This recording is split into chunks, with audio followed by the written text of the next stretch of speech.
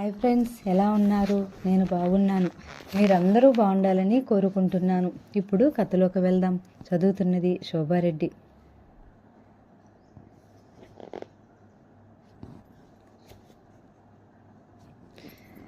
అన్ని రోజుల్లోనూ కిన్నెరకు హాయ్ అనిపించిన సంగతి ఓణీ వేసుకోవటం. గుండెల మీద ఆచ్ఛాదనంగా అది వేసుకుంటే ప్రాణానికి ఎంతో హాయిగా అనిపించింది. గుండె నిండా ఎన్నో రోజుల తర్వాత ఊపిరి తీసుకుంది. ఇదిగో ఇలా ఓణీ వేసుకుంటే ఇక తన ఎవరినైనా ఎదుర్కోగలదు అన్న ధైర్యం వచ్చేసింది. పిచ్చి పిల్ల ఇన్నాళ్ళు జస్ట్ వార్నింగ్ ఆఫ్నే ఎదుర్కొంది. ఇప్పుడు అసలు ఫీల్డ్లోకి ఎంటర్ అయిందని ఆ పిల్లకేం తెలుసు? సన్నటి నడుమును ముందుగా చుట్టి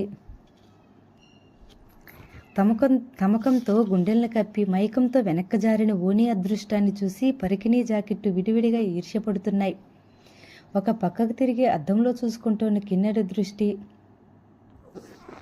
అకస్మాత్తుగా పరికిణీకి జాకెట్కు మధ్యనున్న తన శరీరం మీద పడింది. ఆమె అమితంగా సిగ్గుపడిపోయింది. ఆ భాగాన్ని ఎలా కవర్ చేయాలో అర్థం కాక నానా తంటాలు పడుతోంది. వెనక్కి తిరిగినప్పుడల్లా ఒంటి జడలోంచి మెడ మీద నుంచి వస్తున్న మల్లెల పరిమళం మత్తుగా ఉంది. ఒకలాంటి ఎలివేటెడ్ ఫీలింగ్. ముందు గదిలోంచి వినిపిస్తున్న మాటల్లో తన ప్రసక్తి దొర్లేసరికి కిన్నెర చెవులు రిక్కించింది. ఏమిటి పంకజం, ఎన్నిసార్లు ఎంతమందితో అడిగించుకుంటావు చెప్పు? కిన్నెర కన్నెరకం ఎప్పుడు చేయిస్తున్నావు? మొగగొంతు. అదే ఆలోచిస్తున్నాను, పంకజం నెమ్మదిగా అంది. ఇంకా ఆలోచన దేనికి? ఊళ్ళో మొలతాడు కట్టిన ప్రతి మగాడు నీకు కబురు పంపాడు. నీ నోటి నుండి ఊ అన్న మాట వస్తే చాలు, నువ్వు కోరిందల్లా ఒప్పుకోవటానికి రాయుడు గారు రెడీగా ఉన్నారు. ఏమంటావు? అతను ఉత్సాహంగా అడిగాడు. ఒక రకమైన అంగీకారంతో కూడిన గొంతు వగలిపోయింది. అద్గది రెక్కలు కట్టుకుని రాయుడు గారింట్లో వాలిపోతా. పంకజం నీతోటే కిన్నెర కన్నెరకం చేయించబోతుంది అని చెప్తా. ఇహ అప్పుడు చూద్దాం నా సామిరంగా. రాయుడుగాడి ఆనందం అతని చెప్పుకుపోతున్నాడు. కిన్నెర గుండెల్లో రాయి పడింది. మల్లెలు మొత్తు వదిలింది. కన్నెరకం పురుషాధిక్యానికి దురహంకారానికి పరాకాష్ఠగా ఈ ఒక్క పదాన్ని చెప్పచ్చు. కిన్నెరలో అలజడి. ఇదంతా వద్దని కాదని వీల్లేదని ఎవరికి చెప్తుంది? ఆ అమ్మాయికి తన కూతురి వయసు మనవరాలి వయసు ఉన్నా మరేం పర్వాలేదు, రెడీయే. పైపచ్చు వయసులో ఎంత ఎక్కువ ఉంటే అంత ఎక్కువ సంతృప్తి. ఒక్కో అమ్మాయితో అలాంటి అనుభవాల సంఖ్య పెరుగుతున్న కొద్దీ పెరిగిపోతుంది. మరో రంగంలోకి ముందుటకు పోయినా ఒలింపిక్స్లో విజ్ఞాన శాస్త్రంలోనూ పెద్దగా విచారించాల్సిన ఏమీ ఉండదు. కానీ ఆడదాని పడక దగ్గరకు వచ్చేసరికి మాత్రం ముందుగా తనే ఎక్కాలి.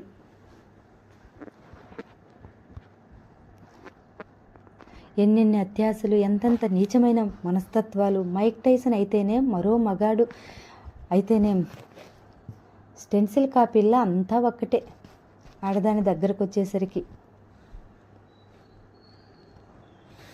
బట్టలు ఉతకటం, బంగారు నగలు తయారు చేయించటం అన్నీ ఎలా కులవృత్తులో ఇది అంతే. పంకజం తన వృత్తి ధర్మాన్ని చాలా చక్కగా పాటిస్తుంది. మనసా వాచా కర్మన నమ్మి మరీ పాటిస్తుంది. తమ దగ్గరకు వచ్చే మగాన్ని సుఖపెట్టాలన్న ప్రాథమిక ధర్మాన్ని ఆమె ఎన్నడూ మర్చిపోలేదు. వేసలు పతితలు లాంటి పదాలని ఉత్తమ ఇల్లాల ఆత్మవంచనతో కల్పించిన పదాలంటుంది. అసలు అందులో తప్పేముంది? మేము ఇక్కడున్నామన్న ఊహతో చాలామంది మగాళ్ళు బయట ప్రపంచంలో నిగ్రహంగా బతుకుతున్నారు. నిజానికి మేమే లేకపోతే ప్రతి మగాడి జీవితంలో ఒక్కసారైనా రేప్ చేసేవాడే. పాతివ్రత్యమంటూ గిరిగీసుకుని జీవితాంతం ఒక్క మగాడితోటే ఉండి అష్టకష్టాలు పడుతూ వెట్టి చాకరీ చేస్తూ ఇష్టం ఉన్నా లేకపోయినా ఒళ్ళొప్పగించేస్తూ బ్రతికే మీ ఆడాల బ్రతుకుల్లోనే బానిసత్వం ఉంది. సంఘం కోసం చచ్చాక వచ్చే మోక్షం కోసం తాపత్రయం, ఆరాటం మీకే గాని మాకేం లేవు పమ్మంటుంది పంకజం. స్వచ్ఛంగా పుట్టి స్వేచ్ఛగా వికసించే పూలలా పరిమళాల ఆనందాలు వెదజల్లుతూ అందరికీ కనువిందు చేస్తూ బ్రతికేస్తాం. మా జీవితానికి అనుగుణంగానే ఉంటాం. పేర్లు కూడా పంకజమనో, పారిజాతమనో, మల్లి అనో, సరోజనో ఉంటాయి. వైదవ్యం అనేది తెలియకుండానే అనుభవించకుండానే మరణిస్తాం. మాకే మేమంతా అపర రతిదేవులం. ఆ రాత్రికి వచ్చే అతిథి ఎవరో తెలీదు. చరిత్ర హీనుడైనా చరిత్ర ఎక్కిన గనుడైనా వాడు ఎవడైనా మాకు ఆ భేదం లేదు. స్వాగతం చెప్తాం. తన వృత్తిని ఇంతగా గౌరవించే పంకజం తన కూతురిని కూడా అదే వృత్తిలో దింపబోతుందని అంటే, తన వారసత్వాన్ని తన కూతురికే ఇవ్వబోతుందంటే ఇందులో ఆశ్చర్యం ఏముంది? ఎటు తిరిగి ఆమె కూతురి గురించే తెలియదు ఆమెకు.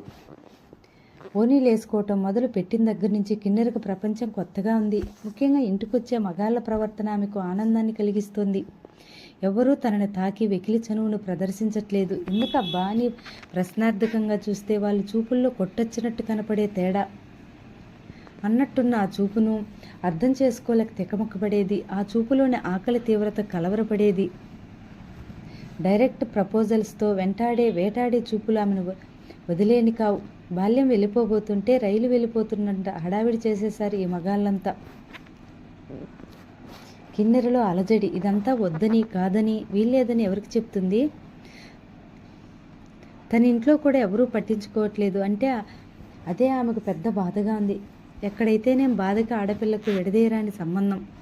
అదే మామూలు అమ్మాయిలకైతే యుక్త వయసు వచ్చిన దగ్గర నుంచే ఆంక్షలు మొదలవుతాయి. గట్టిగా మాట్లాడినా, నవ్వినా, కదిలినా, మెదిలినా, బయట జారినా, పూలు ఎక్కువ పెట్టుకున్నా అసలేం చేసినా తప్పే. అదే మామూలు అమ్మాయిలకైతే యుక్త వయసు వచ్చిన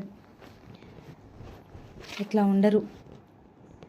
వయసు వచ్చి రావటంతో ఆడపిల్ల తప్పు చేయటం కోసం తహతలాడిపోతుందన్న ఉద్దేశంతోనే పెద్దాళ్ళు ఆ పిల్లని అణిచిపెట్టాలని చూస్తారు. తలదించుకుని భుజాలు కుదించుకుని నడవమని, మగాళ్ళతో మాట్లాడొద్దని, ఇంటికి ఆలస్యంగా రాకూడదని 1,00,000 నియమ నిబంధనలు, ఆర్డర్లు. ఏ కాస్త పొరపాటు జరిగినా ముఖం వాచేలా చీవాట్లు, దెబ్బలు, బ్రతుకంతా గొనుగుళ్ళు, సనుగుళ్ళు. ఇక్కడ అవేమీ లేవు.